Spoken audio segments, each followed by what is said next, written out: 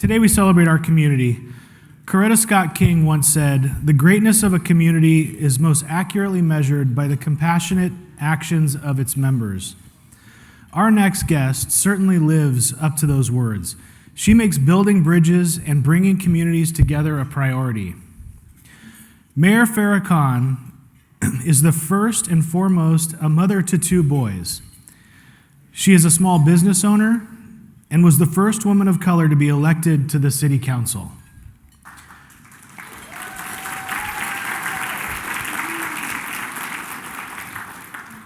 Prior to that, Farrah served 8 years as a regulatory affairs manager for a biotech company in Emeryville.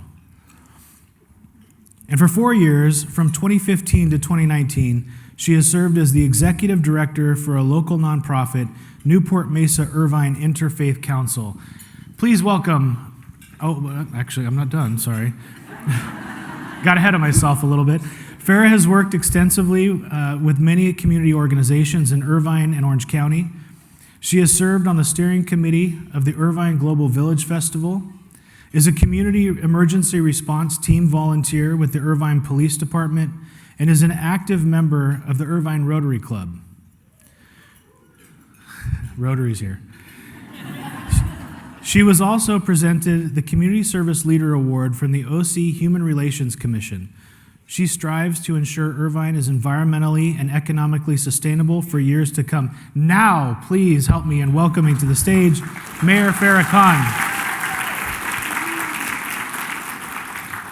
So, Mayor, before we dive into topics specifically related to the city, what would you most like the people in this audience to know about you personally? I think one of the most important things is to just know that not just me, but anyone in a leadership role, we're first and foremost just human beings, right? And so that's really important to understand. But I think for me, it's a culmination of everything that I've gone through in my life, being very fluid and flexible in challenges that have come forward, and using them to my own benefit to advance not only career-wise, but also individually. And I think that's very important to know, because we get faced with challenges all the time, but it's how we react to them that really defines who we are. Excellent. So, Irvine has been master planned for more than 60 years to be an economic powerhouse, and we've gotten there, right? We're emerging into the next phase of what Irvine can be. Can you share some of the details about some of the recognizable brands in the city that you think are bringing progress to the ecosystem? Absolutely. I mean, when you look at Irvine, you're looking at about 23,000 businesses that have business licenses. And when you're looking at the bigger companies, you're looking at MedTech for sure. So you've got Massimo, you've got Edwards Life Sciences, Endologics, and J&J's center here.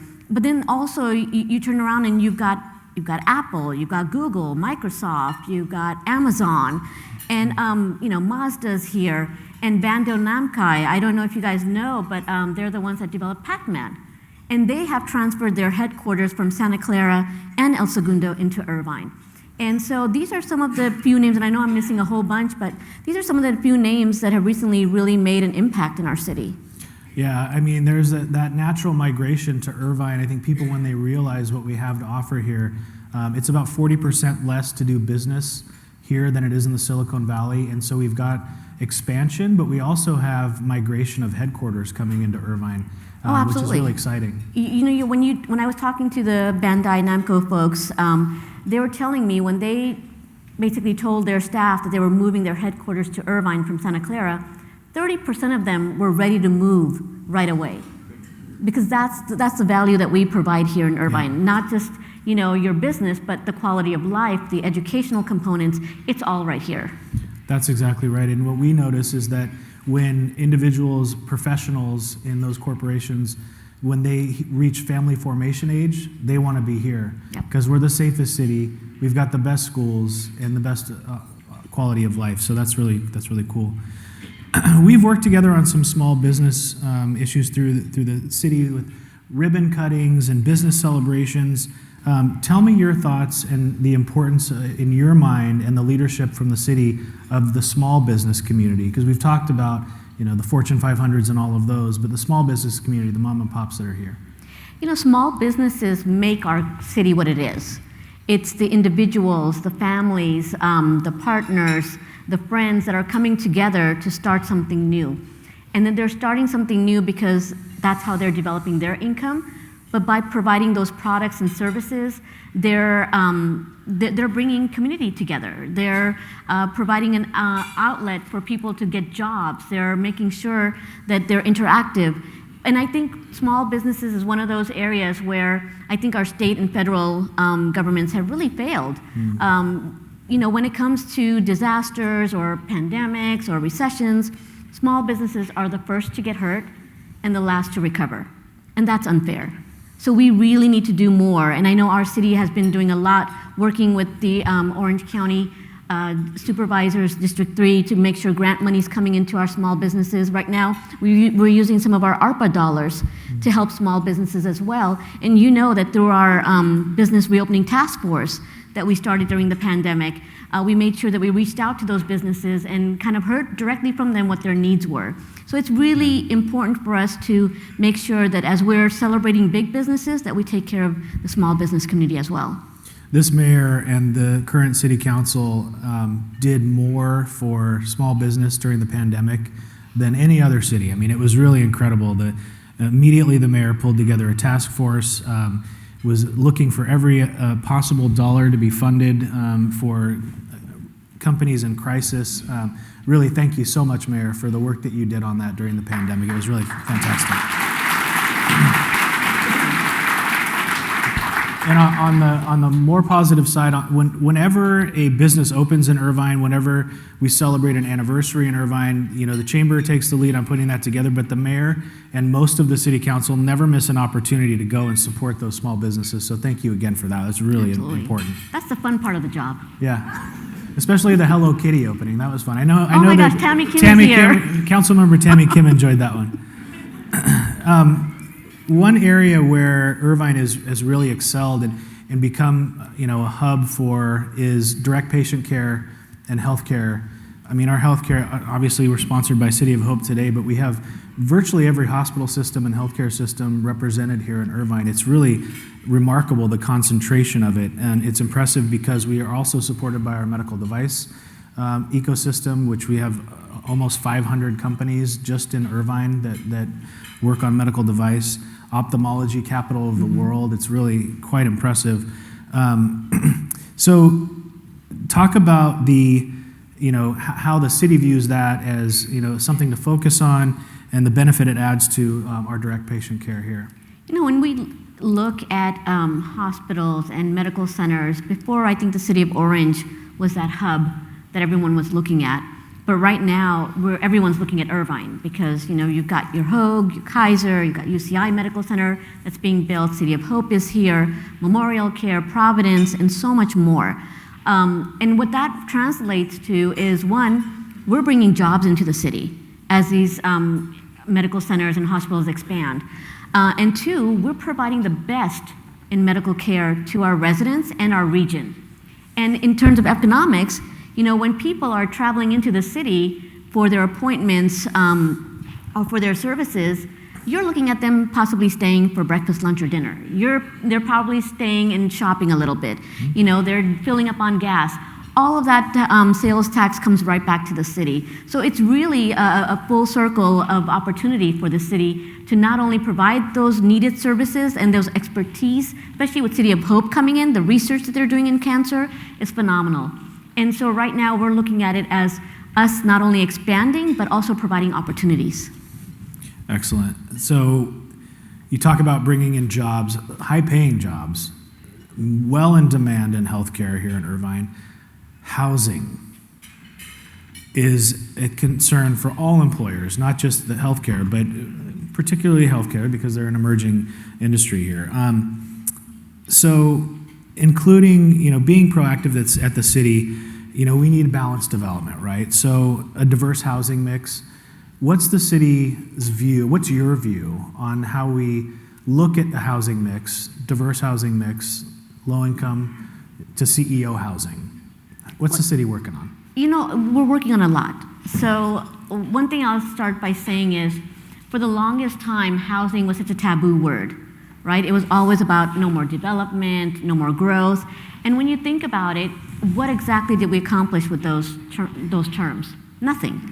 We're in a position where housing is in high demand and it's much needed. And if you guys are familiar, the state does have mandates that they put on cities. So we do have a regional housing needs assessment that comes out every 8 years. And for our next 2021 to 2029 year, we are required to plan for a little over 23,000 units. Now, the city doesn't build those units, it's our developers, but it's our job to provide spaces and areas where those units can actually go in. And for us, it's a little tricky because we're such a master planned community. And because we're so master planned, we don't want to disrupt what we already have, but we want to be able to develop where we can. And when we talk about high density, we want to make sure we're doing it in a place where there's transportation available. So public transit is going to be very important when it comes to building a lot of these units that we're talking about. And then the variety, because we have such a variety of people that live in Irvine. You've got your service workers all the way up to your CEOs. So are we building for that need as well? And right now, you know, we have the Irvine Community Land Trust that focuses on the affordable housing, especially for our disabled, for our veterans, for those experiencing homelessness with the wraparound services. And then we, of course, have Shady Canyon, right? And that is providing a multitude of homes. But then in the middle, you have your middle-income folks. And that's really where the need is going to be. I mean, people call it workforce housing, middle-income housing, but that's really where the need is going to be growing. And we want to make sure that we not only have the apartments, the condos, the townhomes, the single-family homes, but that variety of opportunities for people to easily move around as their needs change. That's a good transition to the next question, but the thing that I think the state mandates overlook in Irvine is that a third of our city is permanently preserved open space and parks.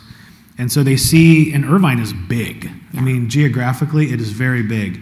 And the state sees that and says, well, you have all this land, you should build on it. Well, no, we're not going to do that because that's one of the master plan reasons why Irvine is so great. All of our parks and trails and open space, passive and active. Tell me about I talked about in your intro, you are passionate about sustainability and our environmental sustainability here in Irvine. Talk a little bit about what you're working on there. You know, there's so much that's going on in our city right now, and there's a lot more to do. When it comes to making sure that we're environmentally sustainable for the long haul, one of the things is our climate action and adaptation plan. And that's really important because we're looking at reducing our greenhouse gas emissions with that. We're looking at, water, we're looking at the air, we're looking at electrifying, solar, energy, all sorts of things. But what's really, really important about that plan, and this is some places where a lot of cities go wrong, is they'll be very bold, put out a plan, and then you'll see over and over that they're extending their deadlines, or maybe they're not able to meet those goals. And that's where we don't want to be. And so for us, it was important to take those small steps and meet with our business community, meet with our developers, and make sure everyone is on the same page. Everyone sees those goals as attainable goals and sets them so that we are actually achieving them. Because it doesn't matter how good your plan is if you're not able to achieve it. And for us, it's taking those small steps, like our Electrify Irvine is educating the community on steps that they can take to electrify their homes. We're looking at electrifying our fleet at the city. We're looking at solarizing Irvine, so having nonprofits come in and educate the community on ways that they can get solar panels on their homes. And a lot of times there's a lot of confusion behind that. People don't know which company to go with. Some are expensive, some are not. What are they offering? So this nonprofit is going to be helping them step by step get there.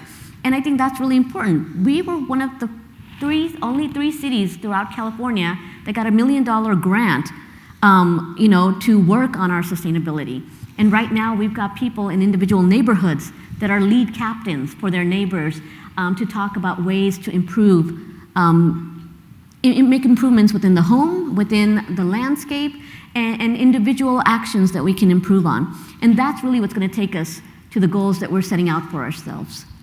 I think that's great. This city is unique in that we have, two of the busiest interstate highways in the world that converge in our spectrum area. And so also our daytime population doubles every day because we're a job center. So we're bringing in, twice as many people that actually live here into the city. And so traffic is always a concern. What is the city looking at? What are you looking at in terms of improving mobility or at least mitigating the concerns of residents on traffic? Our city was built, our roads were built for the traffic we're seeing today. So our arterial roads were basically pre-planned for the traffic we're seeing now. And one of the great things that we've been doing is upgrading them as we go along. Most of our major arterials have synchronized lights, and I think there's 19 of them throughout the city. Not only that, I actually made it down Harvard all the way to Main Street, not hitting a red light. That was pretty awesome. Isn't it amazing? So the synchronization is cool. And I know a lot of people usually will talk about the Sand Canyon and the 5 area right there, and that's getting worked on. The tricky part about that area is that, it's not just the city's responsibility. You've got landowners from the state to the county to private developers, and so all of them are working together right now to improve that area. But at the same time, we have an amazing traffic management center that has the cameras all over the city, and not only are they making sure that traffic is flowing smoothly, but in case of emergencies, they're able to alternate routes. And that's something amazing. If you don't know about that, read up on that. We have a great program at the city. And then also, as we're moving forward, we're looking at alternate modes of transportation, right? So the other day, I do a chat with the mayor series, talking to our community folks about what they're passionate about. And I met someone that is passionate about using his electric bike to commute everywhere. And he was sharing how he saves on time and he's healthier, and how he's equipped his bike to even take it to the grocery store. And he's got a little trailer so he can go to Home Depot and bring things back. And that's really incredible, because not only do we have massive amounts of trails for bike and pedestrians, but we need to make sure that we're upgrading them for the electric bikes, making sure that they're accessible and then they're easy to use, so that people have that option as well. We have a transit vision study going on right now to look at neighborhood shuttles that'll get people from within their neighborhoods to destination areas, really helping them get out of their cars and try different modes. And that's really going to be important. But I think it's all about being forward thinking. It's about making sure that we're planning for the future. As we're growing out, right now we're the 2nd largest city in Orange County and the 13th largest city in the state. And with the recent census, we were one of the top 10 cities with the most growth. So that really tells you that this is, we can project how fast we're going to be growing. And if we're not taking those infrastructure, transportation ideas and bringing them to the table now, we're not going to be in a good place. So there's a lot that we're doing today in hopes of solving some of the problems we're going to see in the future. And I know I brought this up at the State of the City, but we've had several conversations on those, what are those flying taxis? And so people are building them. They're going to be coming. So if we don't plan for them today, we don't want to be the ones at the end going, oh, we don't have this technology in our city. We're the ones that are going to be thinking about where do they port, where do they land. If we think about that now, we're going to be ready for when they're out and about into the community. That sounds like a lot of fun, flying taxis. Yes. Okay. We got to wrap it up because we got a lot of very important people to celebrate. But lastly, Mayor, I wanted to ask you about the Great Park. So much going on, so much potential, so many opportunities for others to invest in our community. And I know that probably you get calls every day with people wanting to do stuff at the Great Park. What's going on there? What kind of progress are we making, and what can we expect in the coming year? I think this coming year is going to be so exciting. There's so much going on at the Great Park. We're looking at the botanical gardens coming through. We're looking at museums, especially the Flying Leatherneck Air Museum coming to the Great Park. We're looking at building a permanent amphitheater. Expanding our footprint when it comes to the sports complex. Hopefully getting the water polo facility ready for the 28 Olympics. Yes. That's going to be very exciting. And then just so much more. I mean, the field house, we're upgrading the area by the visitor center right now. making sure that it's more user-friendly, making sure we have plenty of shade out there. And as we progress along, I think what we're seeing now is that we've been saving some funds so that we're actually able to deliver some projects. And now we're at a point where we're figuring out what those projects will look like and where they will go. And I believe at the end of July, we should have our Great Park Master Plan 2.0. So that'll be exciting. Excellent, that's exciting. And the water park? And the water park is going to open in July. I know it's got delayed a little bit, but that is coming along, and I'm really excited about its opening in early July. That's excellent. Ladies and gentlemen, we have great leadership at our city, from the mayor to all the city council members and the management staff at the city. We're very blessed, and that helps us move along and progress in our economy. Please help me in thanking Mayor Khan.